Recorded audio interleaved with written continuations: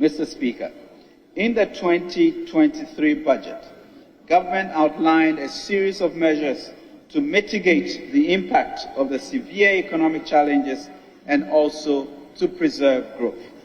These include the implementation of flagship programs such as the One District, One Factory, Planting for Food and Jobs, Phase 2, Strategic Anchor Industries, Infrastructure for Vertical Electrification and Program, IPEP, Ghana Cares, U-Start, Agenda 111, among others. Mr. Speaker, within the context of our IMF-backed PCPEG, these interventions assume greater significance in promoting growth and medium-term fiscal consolidation. In addition, as stated earlier, we are pursuing a social protection agenda to mitigate the impact of adjustment on the vulnerable. Mr. Speaker, in line with government's unwavering commitment to industrialization, the implementation of the flagship One District, One Factory initiative is on course. As of June 2023, 126 factories were operational nationwide. Over 160,000 direct and indirect jobs have been created, especially for the youth who have been mobilized to establish agro-processing factories in 58 districts. Mr. Speaker, government initiated Agenda 111 to address infrastructure deficits in the health sector and improve healthcare outcomes in the country post-COVID-19. As at May 2023, total payments under the program stood at $189 million, with 83 active projects on site in all 16 regions of the country.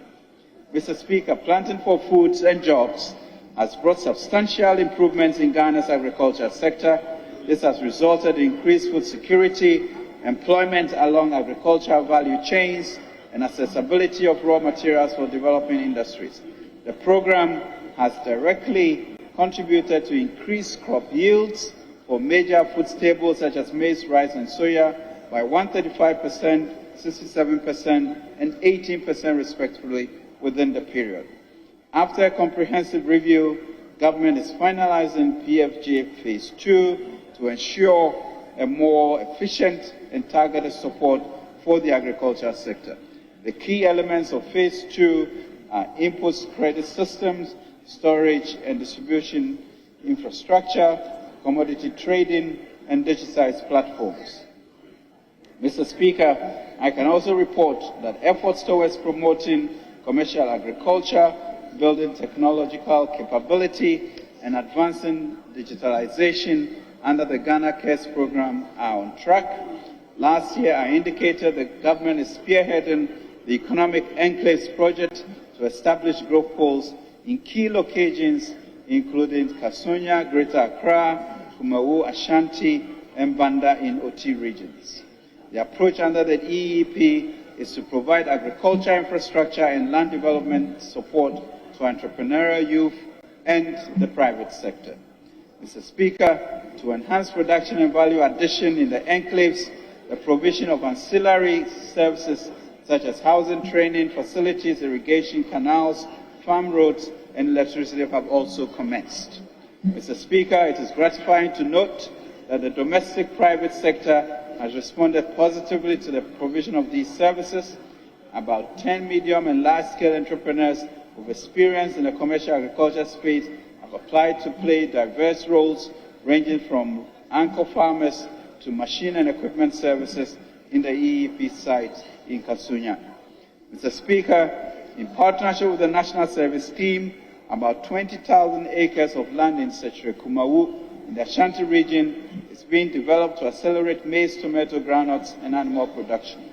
Mr. Speaker, government expects that by end 2023, the DEP will have fully seeded some 7,500 acres of rice onboarded qualified private sector entrepreneurs as anchor farmers embarked on value chain activities such as rice milling and packaging in Kasunya, and developed and seeded 1,500 acres of lands in Kumawu and Banda, respectively, and also engage private sector partners in these enclaves. With these efforts, Mr. Speaker, we expect to gradually drive down the food component of inflation, create jobs for our youth, improve food security, and reduce the volatility of the forex market. USTA, Mr. Speaker, to equip participants with entrepreneurial skills, investment readiness tools, as well as coaching and mentoring services under the USTA initiative, 26,626 persons nationwide have received business advisory support services since its launch last year. We will continue to work with participating financial institutions, National Entrepreneurship and Innovations Program, and Ghana Enterprises Agency to provide soft loans and managerial skills for the setting up of youth-led enterprises. Mr. Speaker, the National Entrepreneurship and Innovation Program with support from the Ghana Economic Transformation Project launched the HUBS Acceleration Grant Program in April of this year. The program has supported 30 business and innovation hubs with grants to resource startups in communities nationwide. Each hub has received up to $180,000 and is required to resource 20 startups. In the second half of the year, 50 new startups will be supported to set up across the country.